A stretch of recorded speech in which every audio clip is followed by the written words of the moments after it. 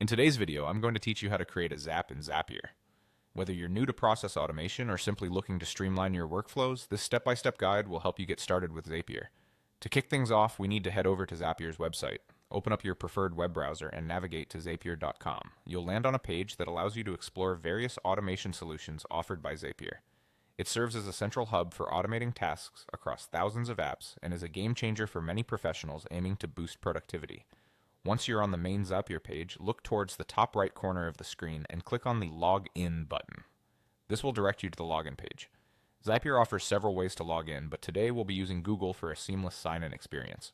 So go ahead and press the Continue with Google button. This option makes logging in incredibly convenient by eliminating the need to remember another password.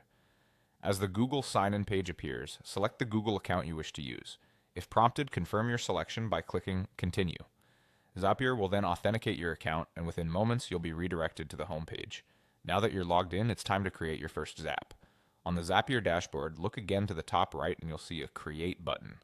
Go ahead and click on it. This is where the magic happens.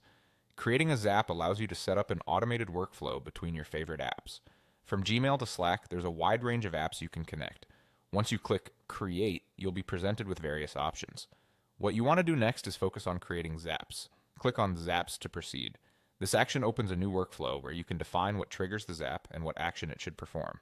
Let's quickly recap. Navigating to Zapier.com, logging in with your Google account, and finding your way to the Zapier dashboard are the foundational steps. Clicking the Create button and then selecting Zaps allows you to start building your automated processes efficiently. And just like that, you have your Zap set up, ready to run and save you valuable time by automating repetitive tasks.